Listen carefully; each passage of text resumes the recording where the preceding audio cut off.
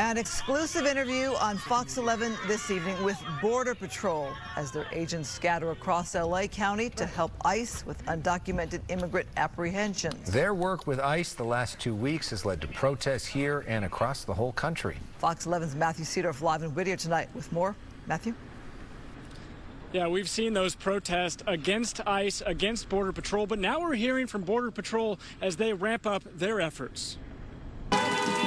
Anti-ICE protest and tension boiling over across LA, fueled by recent immigration enforcement operations outside businesses and a swap meet. We'll go anywhere that our intelligence and our experience takes us. Border Patrol Assistant Chief David Kim Tuesday speaking exclusively with Fox 11. It is a little bit out of the ordinary to see Border Patrol here in Los Angeles. He and his team here working with ICE following President Trump's order to expand deportation efforts across the country. We're here in Los Angeles, deep in the heart of sanctuary territory, and it is a lot more difficult to make these arrests.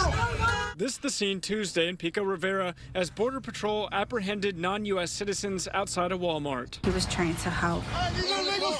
Adrian Martinez's mother spoke with Fox 11 and said her son was arrested for trying to help those getting apprehended. He was telling them, leave him alone, he's just working.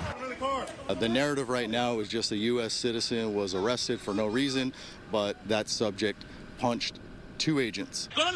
In recent weeks, Fox 11 has reported on several deportation raids outside LA area car washes, workplaces, and Home Depots. We don't have support from some of the state legislators here.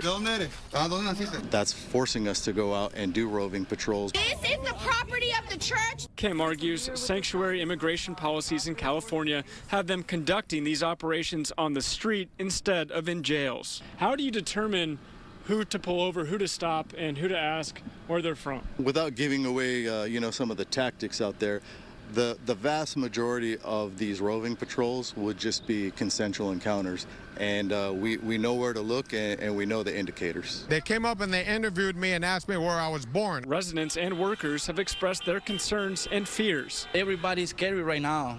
Nobody want to come to war. Well, LA Mayor Karen Bass says the raids are wrong. But when you raid Home Depots and workplaces, when you tear parents and children apart, you're not trying to keep anyone safe. She argues that this isn't making LA safer.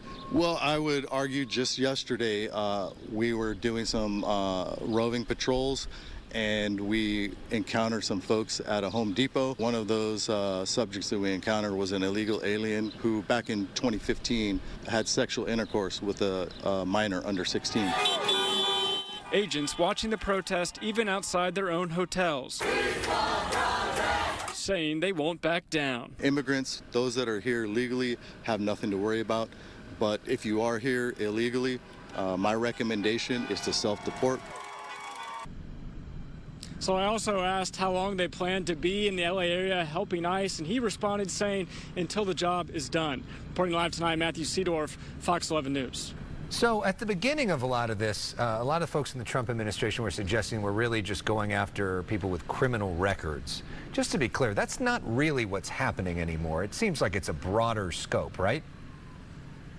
Yeah, it definitely seems like there's a much broader scope. We've seen those raids taking place in public places, on the street, outside businesses. It does seem like what they said, they're using tactics, right? But it seems like it's a little more random than just only targeting those that they have a background on. Meaning if you are an illegal immigrant, or maybe even if you look like an illegal immigrant, you could be questioned. That's what you could assume. It definitely seems that way anyway. It's also worth noting they're also carrying this out while also pushing this immigration self-deportation app. So obviously there's these people that have fear as all this is going on at the same time that they're also pushing this self-deportation app. And does he feel like the media is telling their side enough?